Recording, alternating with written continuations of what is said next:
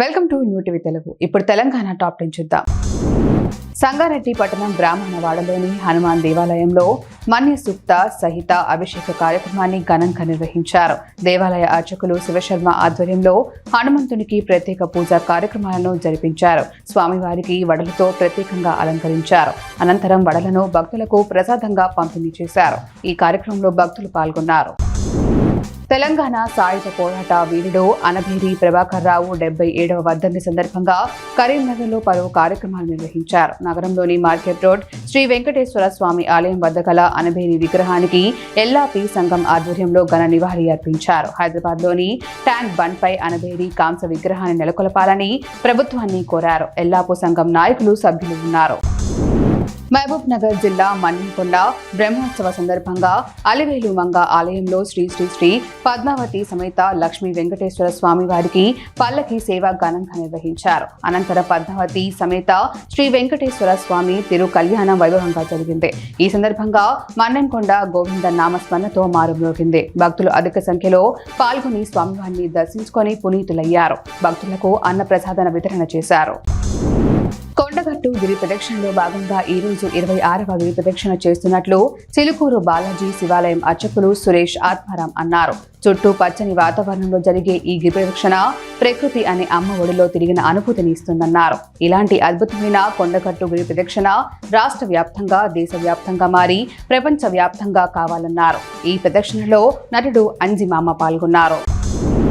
Domalapeta SLBC tunnel లోపల సహాయక చర్యలను వేగవంతం చేసేందుకు ఆటోనమస్ హైడ్రాలిక్ పవర్డ్ రోబోకు అనుసంధానంగా ప్రత్యేకమైన యంత్రాలను ఉపయోగిస్తున్నట్లు చీఫ్ సెక్రటరీ అరవింద్ కుమార్, నాగర్ కర్నూలు జిల్లా కలెక్టర్ బాధావత్ సంతోష్, జిల్లా ఎస్పీ అధికారులు తెలిపారు. ఎస్ఎల్బీసీ టనల్ లోపల సహాయక చర్యలు చేపట్టేందుకు రెస్క్యూ బృందాలు సహాయక చర్యలలో పాల్గొంటున్నట్లు వివరించారు.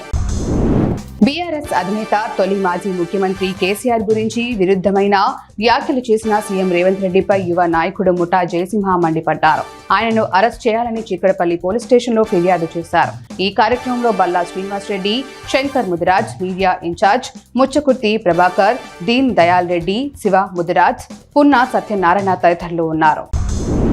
ఆదిలాబాద్ లో ఓ కంప్యూటర్ దుకాణంలో షార్ట్ సర్క్యూట్ జరిగింది. స్థానిక లాలా చౌక్ లోని నిజాం కంప్యూటర్ ఆన్లైన్ షాప్ లో విద్యుత్ దావంతో అగ్ని ప్రమాదం చోటు చేసుకుంది. కంప్యూటర్లు, జిరాక్స్ యంత్రాలు తదితరులు దగ్నమయ్యాయి. దాదాపు ₹1,50,000 నష్టం జరిగినట్లు యజమాని మహమ్మద్ నిజాముద్దీన్ పేర్కొన్నారు.